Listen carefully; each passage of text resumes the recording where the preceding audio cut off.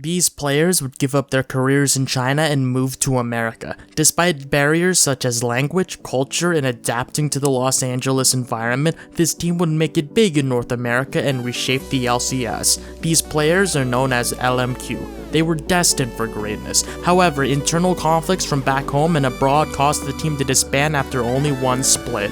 My name is Kudo, and today we look at the tragedy of LMQ.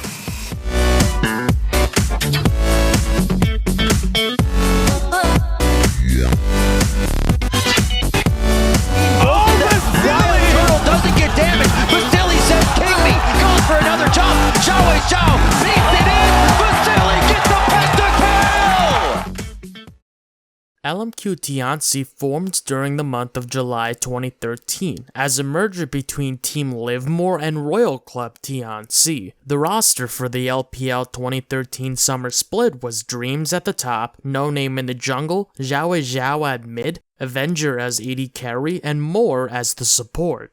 Their performance in the LPL summer split was subpar. Against very successful high-profile teams like OMG, Team Wii, and Royal Club, LMQ Tianxi struggled in the season against these giants. They were unable to land a spot in the playoffs. They were only able to win one of 3 games against Royal Club and Team Wii, while losing all 3 games against OMG. The skill differences between all these teams were significant. 好像等不及了，影子这里要上了，那边大招先手掉了，这是一个钩子空啊！这边瑞兹直接突在前面，要秒这里的锤石被秒，这样的话 ，IG 的几个输出体系保持得很好，没有人阵亡，小炮突连但是被秒，这样的话是一波1换3，看一下 Dreams 这边应该是还是要被抓了，被 Q 起来，哇 ，Q 起来，这一波 IG 开得很果断。 LMQ Tianxi ended the season in 6th place, with only 8 wins and 13 losses. After Worlds, the roster shifted. Avenger moved to sister team Royal Club. SWXG, who would later be known as Vasily, became the AD carry. This roster shined in China's National Electronic Sports Tournament. LMQ Tianxi made it to 3rd place match against Royal Club, beating them in a best of 3. 不怕，扎克蹲得很近哦，直接闪现大招，应该是要杀这个皇子，皇子没闪现，哦，皇子被直接杀掉，然后中路这个塔要掉了，后面杰拉过来了，直接交一个，杰拉是，但是好像送人头吗？没有大到什么，杰拉3个人都是大哦，这个 EZ 的大招，一个大招，我看 EZ 在下路一记非常精准的大招，这个。 快的神之玉牌闪现过来，但是嘎德奈可以要死啊！哎，就一个一个过来送是什么？这闪现过来是。On December 15, 2013, the decision was made to move LMQ Tianxi to North America. iBuyPower sponsored LMQ Tianxi in hopes that the team can make it into the LCS via the Challenger League. Dreams left the team prior to the move. Godlike, the top laner for Royal Club in the Season 3 Worlds, joined the team and replaced Dreams. He would later be known as Ackerman. This move to compete in North America was met with 2 common opinions. The most popular one is that the community thought this was a positive move for the NALCS. It would elevate North American skill. At the time, and especially after Worlds, North America was considered inferior skill-wise to the rest of the world. Having a team straight from the LPL can make North America adapt to their style of play and learn and ultimately improve as a whole region. Even pros agreed to this notion.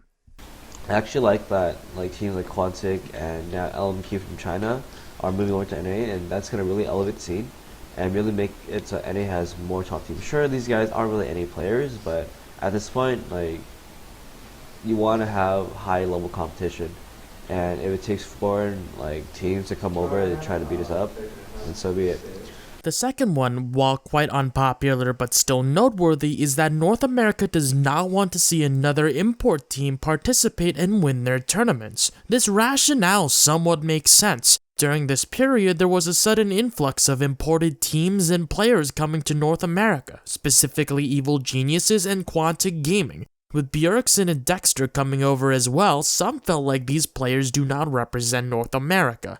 They especially agreed to this notion when talking about LMQ because many people knew that they would come not only to stomp through the Challenger Series, but also the LCS itself. While it's an unpopular opinion, many people knew the truth that LMQ would shake up the North American scene. LMQ faced significant barriers in their transition to North America. In an interview with the owner of LMQ, Eno Lee, who represents Tianxi Performing Planning Company, the team would have to face obstacles such as diet, environment, cultural differences, and of course, language. In the press release about LMQ's decision to compete in North America, the team stated that they would stay in America whether or not they qualified. The team also stated that they would learn English and stream. December 22nd, 2013, North America saw its first glimpse of LMQ. They were against TSM in ranked 5s. TSM taking down Baron Nashor. No contest there, but right as I say that, it does go down. Baron and TSM, but now they have to survive. It's godlike right in the middle. LMQ gonna get a nice Mikhail's cleansing out there. Wei Zhao is gonna be right in the back. There's gonna be a nice satchel charge. Godlike goes down. No Name, he's gonna fall as well. It's just the back carry lineup of LMQ to survive, not the fight they wanted to take. LMQ queued in ranked 5s and coincidentally went up against Team Solo Mid. It was quite an entertaining game. It was not meant to be taken seriously since this is just an accidental scrim setting, but at least the community could see a preview of LMQ's aggressive Chinese meta playstyle in North America. TSM won 2 games and LMQ won 1 game. During this journey in ranked 5s in order to qualify for the Challenger League, LMQ ran into a very unique problem. Every single team started to dodge their games. Teams attempting to qualify would either wait for LMQ to be in a game to queue, or simply dodge the game if LMQ Tianxi is their opponent. LMQ was that feared in North America. Despite this unique problem, they still managed to make it into the Challenger Series with ease. Throughout their dominance in the Challenger Series, LMQ had done a lot of work to establish a fanbase for themselves. I give a lot of credit to their marketing team, because by the time LMQ reached the promotion tournament, their fanbase grew significantly and the community finally knew the personalities of each player aside from them being just Chinese. They were funny, they were humbled by this experience, they came off really well every single time a camera was put on their faces. 投降了。哇！再点票我们就投了。哇！投了我操！哇！哇！我操！我操！我们大优势直接投了。What the fuck？ So what is this room? Oh, this is Xiao room. Okay, so there's 2 beds here. Yes, it's so fat, so fat. Oh, so he's so fat that you need 2 beds? Yeah, so bad.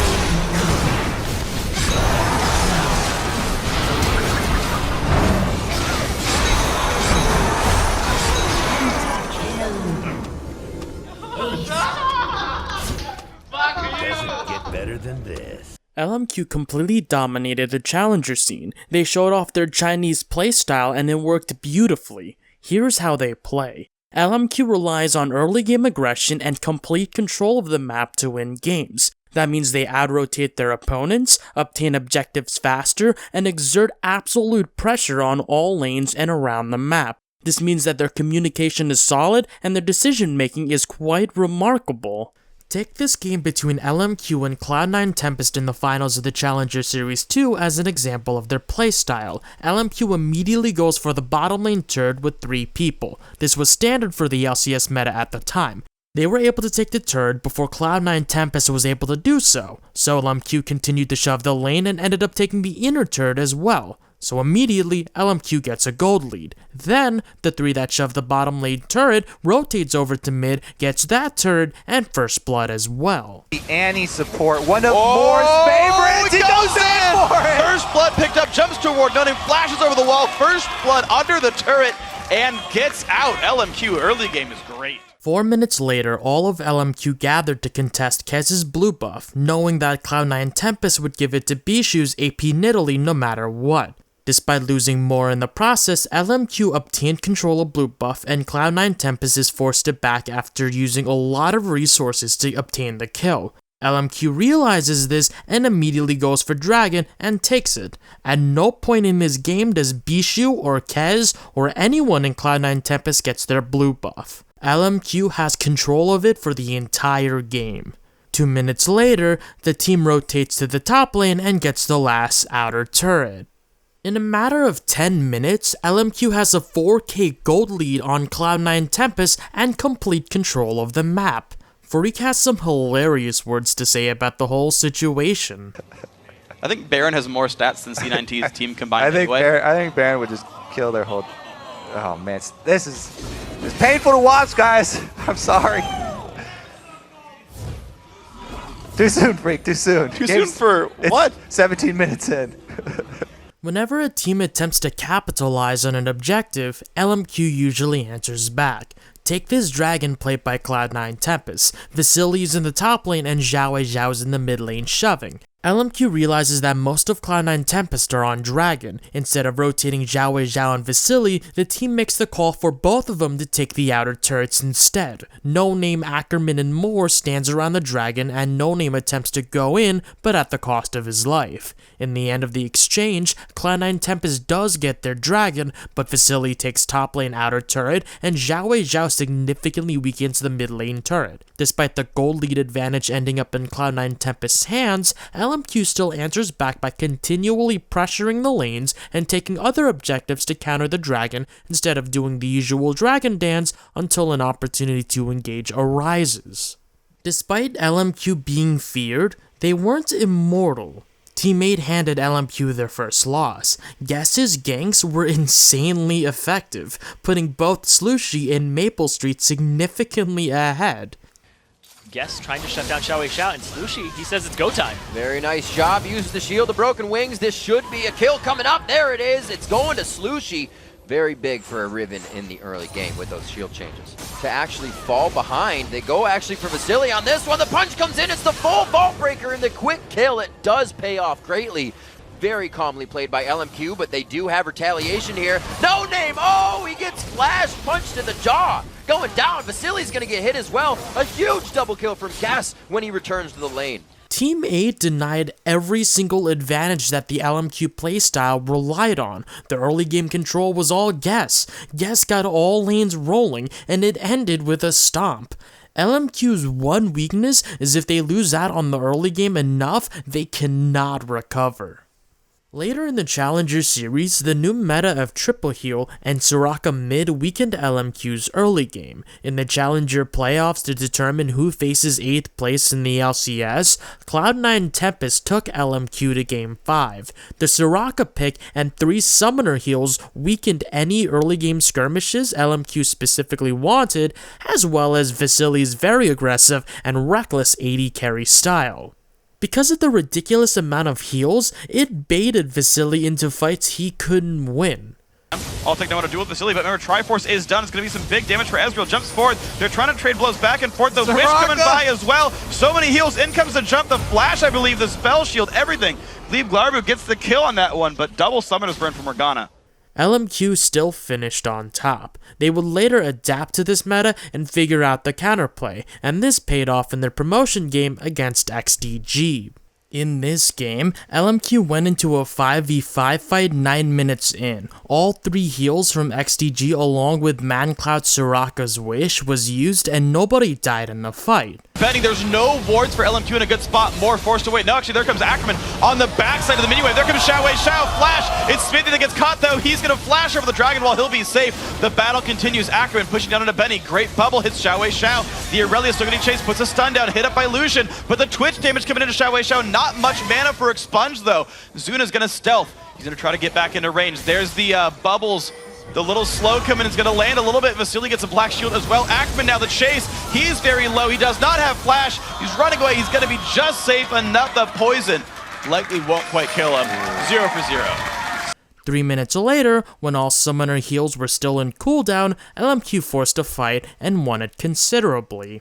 The rest of the games in this series were very usual. LMQ won the early game and snowballed that advantage to a victory, and this repeated in Game 3. When LMQ won the series, they were loudly applauded, and everyone was completely accepting of their presence in the LCS. LMQ risked everything to get to this point, and all the work and sacrifice paid off. LMQ was destined for greatness and longevity in North America.